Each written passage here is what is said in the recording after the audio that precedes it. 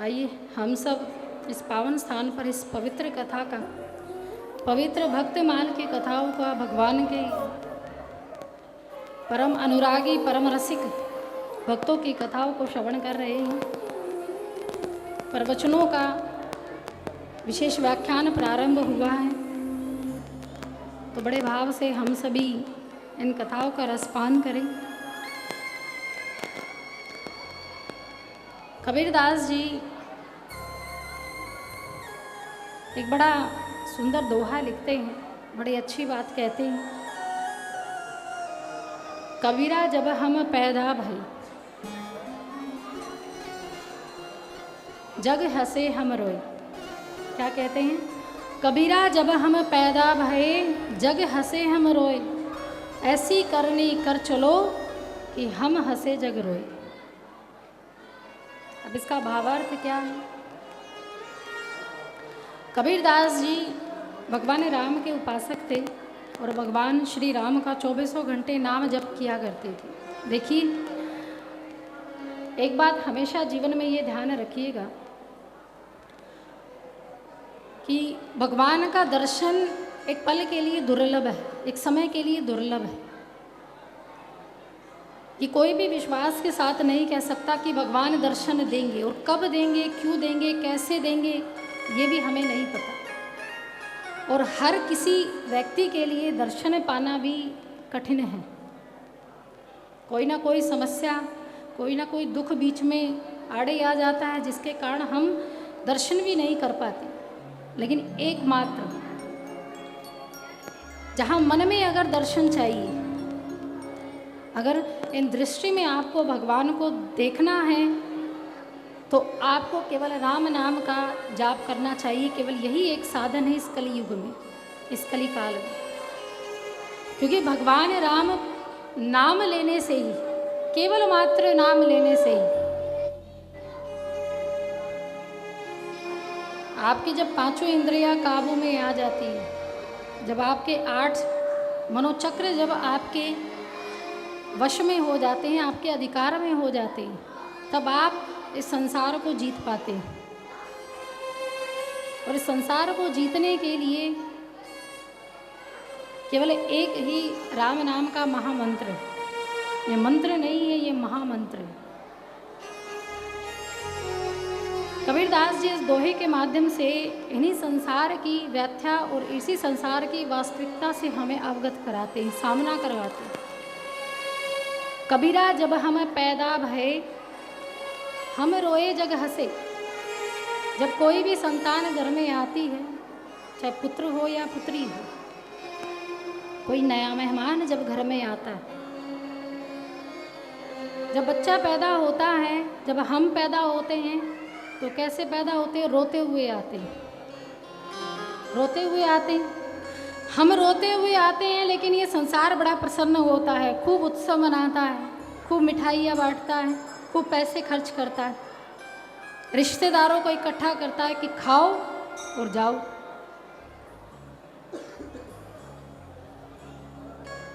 खूब बड़े बड़े आयोजन रखे जाते हैं जब कोई संतान घर में आती, कि हम रोए जग हंसे। जग तो हंसता है, लेकिन हम रोकर आते हैं। दूसरी लाइन में कहते हैं कि ऐसी करनी कर चलो कि हम हंसे जग रोए। कि जब आए हो इस जीवन से, जन्म से मृत्यु तक के बीच का रास्ता जब तुमने तय किया है, यही इसी जीवन में, इस मनुष्य देह से, इस तन से जो आपने अच्छे कर्म किए हैं, वो आपके आगे के परलोक का रास्ता तय करेंगे। वो आगे आने वाला रास्ता ये बताएगा कि तुमने कैसे कार्य किए हैं, किसके लिए किए हैं। क्योंकि वो कर्म क्या निर्धारित करेंगे, और जो आपके कर्म होते हैं, चाहे अच्छे करो या बुरे करो, ये मृत्यु के समय पता लग जाता है। मृत्यु के बाद तो पता लगेगा ही, क्योंकि फल भुगतना है दंड के रूप में या पुण्य के रूप में। स्वर्ग जाओगे या नरक जाओगे, वो भगवान के हाथ में। लेकिन हमें उस सुख दुख का या अपनेपन का एहसास कब होता है? जब मृत्यु देह घर में पड़ी हो, तब सांत्वना देने वाले आते हैं। खूब आते हैं। तो मनुष्य को ऐसी करके जानी चाहिए कि मरते समय व्यक्ति आपको याद कर करके रोए और मगरमच्छ के आंसू ना रोए। एक आध होता है जो झूठ मूठ का भी रोता है, और एक आध ऐसा होता है जिसको ये लगता है कि मेरे लिए इतना समर्पित भाव रखा है, मेरे लिए इतना समर्पण का भाव, मेरे लिए इतना सहयोग दिया जिस व्यक्ति ने। आंसू भी दो प्रकार के होते हैं, गर्म भी होते हैं और ठंडे भी होते हैं। गर्म जो आंसू होते हैं वो वास्तविकता के आंसू होते हैं, जो आपसे अथाह प्रेम करता है। लेकिन जिन आंसुओं की स्थिति ठंडी होगी तो समझ लीजिए वो आपका सच्चा प्रेमी नहीं है।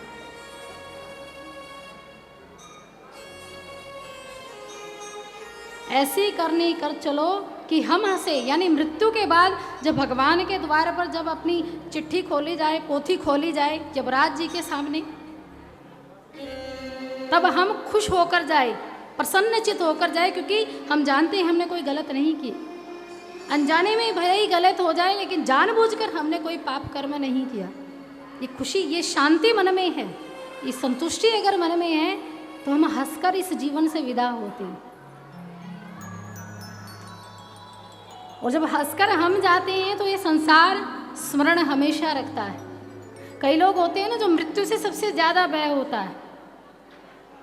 भागवत महापुराण अगर सुनी हो किसी ने, श्रीमद् भागवत, राजा परीक्षित को 7 दिन में मरने का श्राप मिला था। केवल उसके पास 7 दिन थे। देखा जाए तो 7 दिन ज़्यादा भी नहीं होते, एक सांसारिक व्यक्ति के लिए ज़्यादा नहीं होते, लेकिन जिसकी राह, जिसके सिर हमेशा भगवान के चरणों में झुकते हुए हो, उसके लिए 7 दिन बहुत है।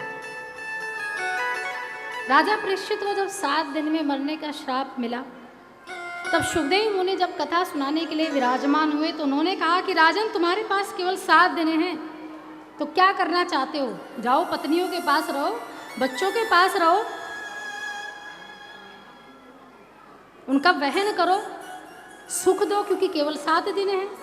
धन का उपयोग करो, उपभोग करो, विषय आनंद में अपना जीवन व्यतीत करो, केवल 7 दिन बचे। बार बार सुखदेव मुनि याद दिलाते कि राजन, केवल तुम्हारे पास 7 दिन हैं, क्या करना चाहते हो उन 7 दिनों में? अब जिस राजा को, जिसकी संतों में श्रद्धा होगी, जिसकी सत्संग में, कीर्तन में श्रद्धा होगी, जिसकी भगवान की लीलाओं से प्रेम जागेगा, तो वो संसार से उसको कोई लेना देना नहीं। उसका लेन देन फिर केवल प्रभु भक्ति के कब तार जुड़ जाए, उस संत से कब तार जुड़ जाए, बस इसी की प्रतीक्षा करता है। और इतने बड़े राजा परीक्षित, किसी चीज की कमी नहीं, उन्हें सुखदेव मुनि जैसे संत मिल गए, साक्षात महादेव मिल गए, साक्षात भगवान मिल गए, तो उन्होंने संसार की हर वस्तु की चाह छोड़ दी, हाथ जोड़कर चरणों में बैठ गए और कहा, प्रभु मैं अब यहाँ से वापस नहीं जाऊंगा, क्योंकि मैं अब काफी आगे निकल चुका। और क्या किया था राजा परीक्षित ने? केवल एक संत का अपमान किया था, और वो भी धोखे से, अनजाने से। एक संत की, एक साधु की समाधि को वो झूठा समझ बैठे, पाखंडी समझ बैठे। बस यही तो किया था, लेकिन परिणाम कितना घातक था कि 7 दिन में राजा परीक्षित की मृत्यु निश्चित थी। सुखदेव मुनि के सामने हाथ जोड़कर बैठ गए कि महाराज, इन 7 दिनों में ऐसा साधन बताइए कि भगवान से जुड़ जाऊं, इस तेरी मेरी से मुझे कुछ नहीं लेना। अज्ञान ध्वांत विध्वंस कोटि सूर्य समप्रभा सुताख्या ही कथा सारम मम कर्ण रसायन। यही एक प्रश्न सुखदेव मुनि से राजा परीक्षित ने भी किया, और यही प्रश्न 88,000 ऋषि मुनि जो सूत जी महाराज के सामने विराजमान थे, इस मन में न जाने कितना अंधकार, कितनी कुटिलता भरी पड़ी है, कितना अज्ञान भरा पड़ा है। इस अज्ञान पर, इस ज्ञान की थोड़ी सी ज्योति जगा दीजिए, और मुझे प्रभु भगवान की लीलाएं सुनाइए, कथा सुनाइए, और कथा भी मत सुनाइए। क्या सुनाइए? कथाओं का सार सुनाइए, यानी निचोड़ सुनाइए। इस दुनिया की तेरी मेरी से अब मैं थक चुका हूँ, क्योंकि मेरी आयु हो चुकी है। हर उपभोग की भोग की एक आयु होती है। हमारी 4 अवस्थाएं हैं, बाल्यावस्था, यौवनावस्था, प्रौढ़ावस्था और अंत में है वृद्धावस्था। सबसे बुरी है वृद्धावस्था। बचपन और बुढ़ापा एक ही है। बचपन तो दूसरे पर आश्रित रहते हैं, खेला खाया, मजे लिए, आनंद लिए, लेकिन जो ही बड़े हुए यौवनावस्था में तब ऐसी स्थिति आती है कि समझने और ना समझ और समझ की और संस्कार के और संस्कृति को बढ़ाने की का जो समय है, ये विशेषकर वही समय। राधे श्री राधे, श्री राधे।